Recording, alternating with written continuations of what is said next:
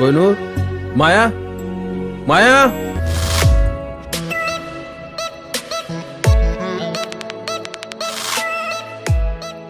साल 2017 में इंडिया बांग्लादेश को प्रोडक्शन ड्रामा फिल्म बनकर रिलीज हुई, जिसको भारत और बांग्लादेश में क्रिटिक्स का बहुत सही एप्रिसिएशन मिला। ऑडियंस ने भी फिल्म को सही ढंग से रिसीव किया। इसके बाद ये फिल्म बहुत सारे फिल्म फेस्टिवल्स में ट्रैवल करती हुई नजर आती है, जहां पर इसको अवार्ड्स के साथ बहुत सारा रेस्पेक्ट भी प्राप्त होता है।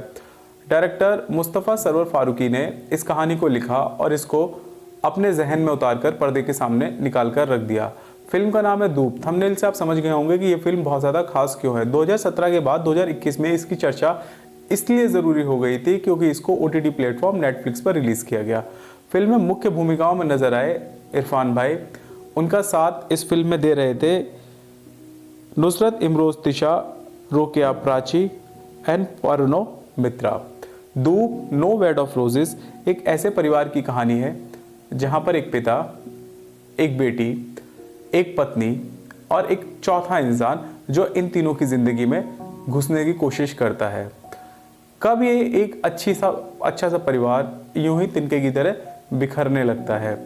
फिल्म एक डायलॉग में इरफान भाई ये कहते हैं कि इंसान कब मरता है? इंसान तब मरता है जब इंसान के लिए ये पूरी दुनिया गैर जरूरी हो जाती है, या फिर दुनिया के लिए इंसान गैर जरूरी हो जाता है। ये बहुत ही गहरी बात थी जो मेरा इस फिल्म से टेक अवे था। पहली बार में मुझे फिल्म देखी और उसके बाद मुझे फिल्म में बहुत सारी चीज़ें अनआंसर्ड रह गई, जिसके लिए मुझे फिल्म को दोबारा देखना पड़ा। बांग्ला हिंदी के नज़दीक होने के बावजूद बहुत सी चीज़ें ऐसी थी जो समझ में नहीं आ पाई। मसलन उसके लिए सबटाइटल्स का सहारा लेना पड़ा। फिल्म एक कॉलेज रियूनियन से स्टार्ट होती है, उसके तुरंत बाद फ्लैशबैक में चली जाती है। उस फ्लैशबैक से फिर एक और फ्लैशबैक में चली जाती है। एक साथ 2-3 फ्लैशबैक चलते हुए नजर आते हैं। स्टोरी टेलिंग का एक बहुत ही अलग अंदाज इस फिल्म को देखने के बाद पता चलता है। इरफान भाई अपनी आंखों से या फिर जिस तरीके से जावेद हसन का पेन बयां करते हैं, वो एक अलग ही लेवल की बात नजर आती है। ऐसा लग रहा था कि जावेद हसन जो किताबों पे या फिर जिस करेक्टर को लिखा होगा, जिस करेक्टर के बारे में सोचा होगा मुस्तफ़ा सरवर फारूकी ने, इरफान भाई ने उसको एकदम से खड़ा कर दिया। फिल्म के बाकी किरदार भी बहुत ज़्यादा महत्वपूर्ण है, पर उससे भी ज़्यादा महत्वपूर्ण है फिल्म का स्क्रीन प्ले। इतनी तसल्ली के साथ स्क्रीन प्ले लिखा गया है। पहले मेरा ऐसा मानना था कि वेस्टर्न फिल्म मेकर या फिर जो USA यानी कि US के जो फिल्म मेकर्स हैं वो बेस्ट है फिल्म को बनाने के मामले में। बट एक ही डिश की बहुत सारी रेसिपीज़ हो सकती हैं, मतलब बहुत अलग अलग लोग अलग अलग तरीके से कोई चीज़ तैयार कर सकते हैं। जिस तरीके से इस फिल्म को तैयार किया गया है और जितनी शांति और जितनी तसल्ली के साथ इसका स्क्रीन प्ले लिखा गया या फिर जिस तरीके से इस कहानी को सुनाया गया, वो बेहद ही अलग है। मेरे लिए बहुत ज़्यादा अलग एक्सपीरियंस था। बंगला फिल्में अपनी ग्रेविटी के लिए बहुत ज़्यादा जाने जाती हैं। उनका कोर सब्जेक्ट बहुत ज़्यादा हैवी या भारी होता है और ऑडियंस को उसमें बहुत ज़्यादा एनर्जी खर्च करनी पड़ती है। ऐसा इसलिए भी हो सकता है कि वहाँ पर लोग ज़्यादा इंटेलेक्चुअल हैं, मसाले से थोड़ा उन्हें ज़्यादा परहेज़ है, वो सस्ती चीज़ें या हल्की चीज़ें नहीं देखना चाहते। उनका एंटरटेनमेंट हो सकता है ज़्यादा वजन या फिर ज़्यादा इंटेलेक्चुअल स्टोरी से निकल के आता हो, जिसमें बहुत सारी लेयर हो। डूब और नो बेड ऑफ रोजेस में बहुत सारी लेयर्स हमें दिखाई देती हैं। बहुत लंबे लंबे सीन्स आपको फिल्म में नजर आएंगे। 1 घंटा 45 मिनट की फिल्म, ऐसा लगता है कि बहुत देर से, कई सालों से हम इस फिल्म को देखते हुए चले आ रहे हैं। कहानी जो है बहुत छोटी सी है, लेकिन कहानी बहुत बेहतरीन तरीके से कही गई है और सचमुच आप अपने आप को अटैच पाते हैं उस दुविधा से, उस भंवर में जिस भंवर में ये कहानी फंसी हुई नजर आ रही है। जावेद हसन के किरदार में इरफान भाई बिल्कुल वैसे ही लगे जैसे आपको नजर आएंगे। मतलब वो कैरेक्टर उसी तरीके का पेन कैरी कर रहा है जिस तरीके का उनका इंग्लिश मीडियम में इंटरवल के बाद वाला जो किरदार था उस तरीके का। या फिर कई बार आपको गुरदत्त की कुछ फिल्में याद आ सकती है जहाँ पर एक डायरेक्टर अपनी जो एक्ट्रेस है उसके प्यार में पड़ जाता है, कागज के फूल, या फिर कुछ इस तरीके की कहानियाँ आपके जहन में आती चली आएंगी।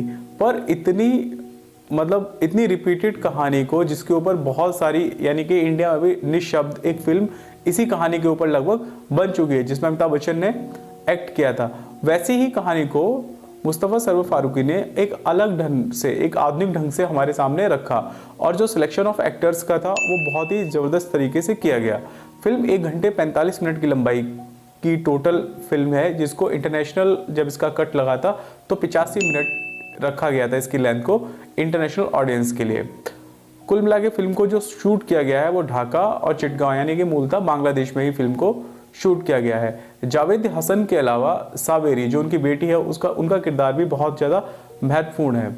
इसके अलावा माया जावेद हसन की वाइफ, वो बहुत इंपॉर्टेंट किरदार है, पर जिसकी वजह से सारी फिल्म खड़ी हुई है यानी कि नीतू का किरदार, वो किरदार की लंबाई कम है बट उसकी प्रेजेंस पूरी फिल्म में हमें दिखाई देती है। नेचर के सीन्स यानी कि जहाँ पर दूब घास में सावेरी और माया एक दूसरे से बात करती है फ़ोन पे, वहाँ लिटरली शायद अगर मैं गलत नहीं हूँ तो वो दूब ही है जिसके बीच में सावेरी खड़ी हुई नजर आती है। नेचर को बहुत ब्यूटीफुली लिया गया है और बहुत सारे ऐसे मायने हैं फिल्म में जो नेचर के माध्यम से दिखाए गए हैं। मसलन एक बोट है, बोट के अंदर एक खिड़की है, खिड़की से बाहर आपको कुछ दिखाया जा रहा है और जब वो चीज़ें ख़त्म होती हैं तो बोट है, बोट के अंदर खिड़की है और बाहर से उस खिड़की को दिखाया जा रहा है। और फिर वही बात आती है कि ज़िंदगी का मतलब क्या है। जावेद हसन एक बात और कहते हुए नज़र आते हैं इसी के प्रसंग में ज़िंदगी के बारे में कि वो अपने फादर को मिलने जाते थे और उनसे कोई ऐसा डिस्कशन स्टार्ट करते थे और उसको बीच में छोड़ देते थे और बोलते थे कि मैं इसे कल कंटिन्यू करूँगा।